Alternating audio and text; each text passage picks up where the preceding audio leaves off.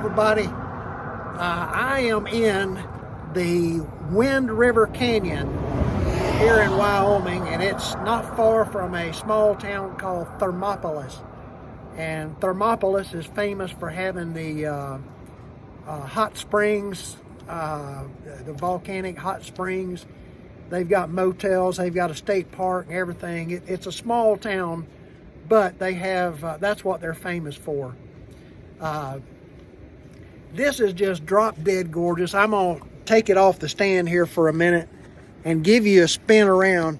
Now bear in mind, this is the road behind me. Look how big this mountain is behind me. It's just a sheer cliff.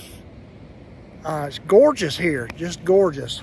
Let me give you the full panoramic view. There is a river, the Wind River, and there's a railroad track over there on the other side, but you can probably hear the waterfalls from the Wind River. Let's see, I can show you a little bit upstream here as well. It is just beautiful here, just absolutely beautiful. A mountain stream with clean, clear, crystal clear water is always attractive to just about everybody. This mountain on the other side, this sheer cliff that's right here, you see eagles up there. I don't know if you can see them or not, but anyway.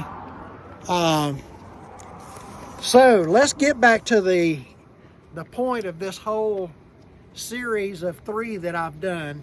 Let's kind of recap here. I told you about needing a really good phone with nationwide service, a really good CB radio, and a good antenna. The reason for the CB radio is not so much so you can talk to other people. It's so that you can listen. Other drivers will tell you if there's something wrong up the road here, so they'll come on and say, hey, northbound in about 20 miles you've got a 5-mile backup. There's a wreck, you got a 5-mile backup. If you get off at exit so-and-so and take this road, you can go around it. That saves you from spending 3 or 4 hours backed up in a traffic jam, just sitting there burning your clock up, not making any money. Granted, it may take you 15 or 20 minutes extra to go around. That's why you need a CB radio. I don't know how drivers drive without a CB radio. They're wasting time and wasting money. So anyway, that's why you need one. I talked about needing bedding and needing snacks. I talked about an inverter on the last video. I kind of got cut short there. Crete puts an inverter in all their trucks. They also put a refrigerator in all their trucks. So that's 2 things that you don't have to buy if you come to work for Crete. You're gonna need a small, really small microwave oven. You can get them for about 50 bucks from Walmart. They're just big enough. They're just big enough for a dinner plate, but that's really all you need to warm up food, and you can do minor cooking and stuff like that in it. Personally, I have a freezer. It's made by Massimo. It's a 40 quart. I keep pre-cooked meats, and I buy vegetables from Walmart. They come in little small bags. They're perfect size for eating. You can eat a whole bunch of vegetables and don't have a whole lot of calories, but it fills you up. It's good for you. It's got a lot of nutrients in it. And it's cheap. Normally those little bags are about $1 a bag. So you can chunk them in the microwave from frozen to eaten in 3 minutes. So that's what I do. Let's see. I talked about the necessity for a really good phone and a nationwide service. Really need the phones in case you break down out on the road or have a flat tire or whatever. You really want a company that's got good nationwide service so that your phone actually works, so you can call somebody for help.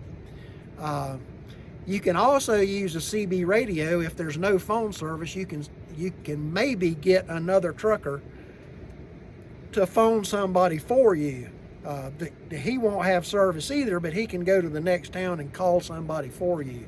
Most of the time, truckers will look out for each other like that. In the old days, that's the way we did it.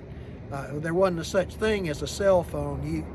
You depended on another trucker to go to the next town and call somebody, the next phone and call somebody and tell them who you are and where you're at and what your problem is. So most of these inverters that are in trucks are around 1500 watts. They will handle appliances that burn up to about 700 watts. Now you can get a George Foreman grill. I've got one in here. I grill a lot of food. Hamburgers, I buy the frozen hamburger patties and I grill them myself. Pork chops, I'll do that way. I buy steaks every once in a while. I even do ribs and seafood, and you can grill just about anything, and when you put seasoning on it, it's really good. To eat that way, it's healthy for you. You're not eating fried foods and all that fried stuff.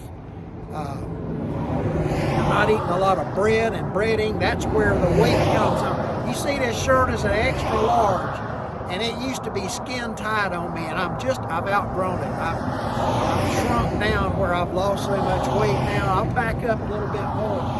But you can see I have gone from a 46-inch waist to a 38. So I'm losing weight. I want to get down to a 36-inch waist. Anyway, I'm trying to tell you how to do this. Plus, you won't waste all that money eating out of these truck stops. It's expensive to eat food out of these truck stops. It's not good for you, and it's expensive too. So if you cook your own food, even if you go to Walmart or your grocery store or wherever and buy pre-cooked meals, you can buy them cheap. Put them in the refrigerator or buy yourself a freezer and have a bunch of them there, so you'll have a big variety. Cook them in the microwave, heat them up, cook them, and eat them. It's a whole lot cheaper, whole lot better for you. So anyway, but you can buy, I've got a George Foreman grill.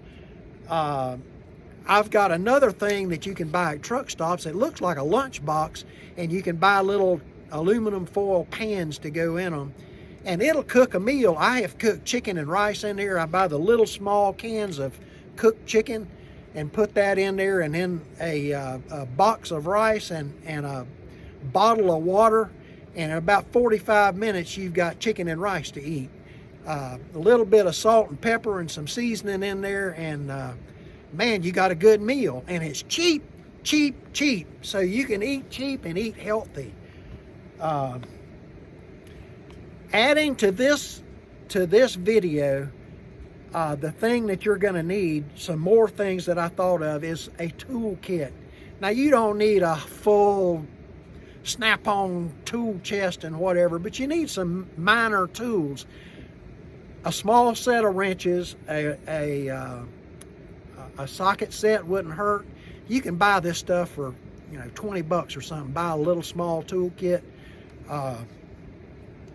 A pair of channel locks, a pair of pliers, a pair of wire cutters, those kind of things. Small hand tools will save you a bunch of time out on the road. If something minor goes wrong and you can fix it yourself in a couple of minutes and be on the road, you're making money again. You're not sitting there for hours and hours on end waiting for somebody else to come fix it for you, or to go into a truck stop and wait and wait and wait and burn up your clock waiting on somebody to fix something minor that you can fix yourself. So a tool kit is something good to have. Something else that you really need, I used it for years. I still have one that I use occasionally to thump the tires with, is a claw hammer. There's a claw hammer will come in handy for all kinds of stuff, but buy yourself a claw hammer, a good one. A heavy one wouldn't hurt, because you can also use that when your brakes freeze up and whatever, you can tap your brake drums with it and break them loose. So a pry bar, one of those short pry bars. Some of these companies will actually nail stuff to the floor of your truck. to keep stuff from sliding around. And whenever they go to pull it out, all they're interested in is getting that equipment off of there. They don't care about pulling the nails out of the floor of your truck. And you're going to have to do that when you go to the next place to have somebody load it. They won't load it if there's nails sticking up. So you're going to need a pry bar to do that. Plus a pry bar comes in handy for all kinds of other stuff as well. So let's see if I can move to this side and let you see this for a while. Anyway, that's the things that I can think about. Bedding, a blanket, sheets, pillows. You want to sleep comfortably while you're on the road. A good night's sleep will make you feel like real energetic to keep going the whole day. There's nothing worse than being tired when you're on the road. So that's the kind of thing that you want to do.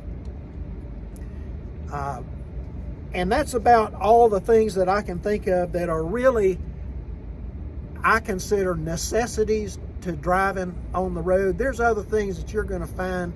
If you're one of those guys that likes to do video games and whatever, you may invest in a TV and a game system, and so instead of you watching videos like I do and doing email and that sort of thing. Here comes the train. Look at here. Look how many engines are on that thing. There's 1, 2, 3, 4, 5, 6, 7, 8, 10 engines pulling this. 10 engines pulling that train. So I don't know how long the train is, but anyway, BS&F. That was kind of unexpected. But anyway, these are the things that you're going to need, and that'll make your life comfortable and you'd be able to function real well going down the road. There wasn't any traffic here whenever I started, but anyway, everybody wants to come by whenever I start the video. So looks like that's mainly oil that they're transporting. We're right in the middle of the oil fields of Wyoming, Montana, and whatever. So it looks like that's an oil train. But anyway, I hope you have enjoyed this series of 3. I have tried to tell you everything that I can think of to make your life comfortable going down the road, and the stuff that you really need. If you think of anything else, or if you think of something that you would like for me to explain, or another video you would like for me to have, please comment down in the comments. I really enjoy getting the comments and the questions. And well, that was a short train to have 10 engines on it. But anyway, I really enjoy getting the comments.